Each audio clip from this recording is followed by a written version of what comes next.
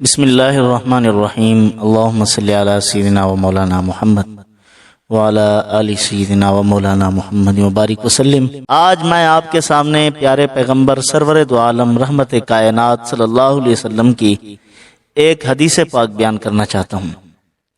نبی کریم صلی اللہ علیہ وسلم نے 3 باتوں پر قسم کھائی ہے۔ فرمایا کہ 3 باتیں ایسی بتاتا ہوں، میں قسم کھا کر کہتا ہوں، تو اس کے بعد ایک اور بات آپ کو بتاؤں گا۔ حضور نے فرمایا اس کو مضبوطی سے تھام لینا۔ 3 باتیں کیا ارشاد فرمائی؟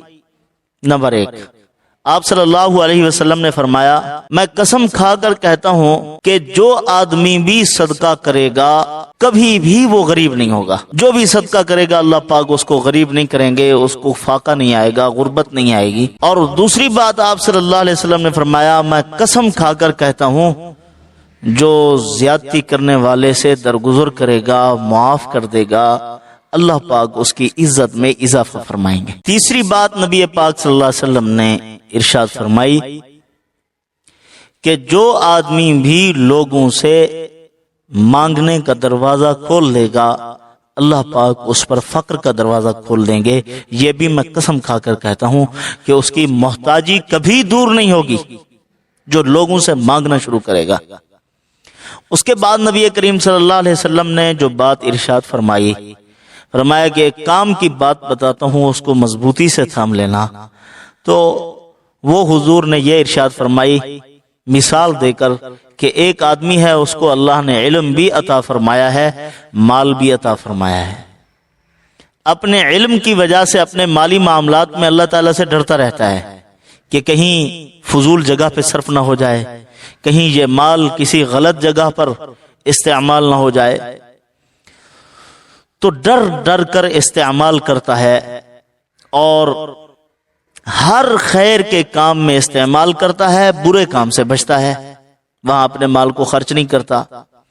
جہاں نام و نمود اور نمائش کی بات آئے تو اسے دور بھاگ جاتا ہے۔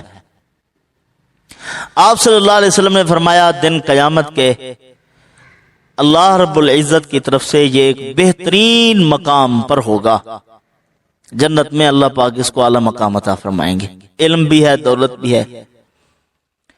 اور ایک وہ آدمی ہے جس کے پاس علم تو ہے دولت نہیں، اب وہ دل میں یہ سوچتا ہے کاش کہ اللہ پاک اس پہلے آدمی کی طرح مجھے بھی دولت دیتے تو میں بھی کوئی خیر کا کام نہ چھوڑتا جس میں خرچ نہ کرتا مال۔ آپ صلی اللہ علیہ وسلم نے فرمایا اب اس کے پاس مال تو نہیں ہے کہ صدقہ کرے، لیکن یہ بھی اس پہلے والے آدمی کے مرتبے میں دن قیامت کے اتارا جائے گا اپنی نیت کی وجہ سے۔ اور تیسرا وہ آدمی ہے جس کو اللہ نے علم نہیں عطا فرمایا، دولت دی ہے، اب وہ ہر شر کے کام میں، برے کام میں اپنے مال کو خرچ کرتا ہے، فضولیات میں، نام و نمود میں، نمائش میں، شادی پر بلا جا اسراف اور فضول خرچی کرتا ہے۔ تو سرور دو عالم صلی اللہ علیہ وسلم نے فرمایا یہ آدمی دن قیامت کے بدترین مقام پر ہوگا، خبیث ترین مقام پر ہوگا۔ اور ایک وہ آدمی ہے جس کے پاس نہ علم ہے نہ دولت، وہ سوچتا ہے کاش کہ مجھے بھی اس آدمی کی طرح دولت ملتی تو میں بھی ایسے ہی مال کو اڑاتا جس طرح یہ اڑا رہا ہے، پٹاخوں میں، فضول کاموں میں، سینما میں، اور جو فضول شر کا کام ہے اس میں مال خرچ کرے گا وہ۔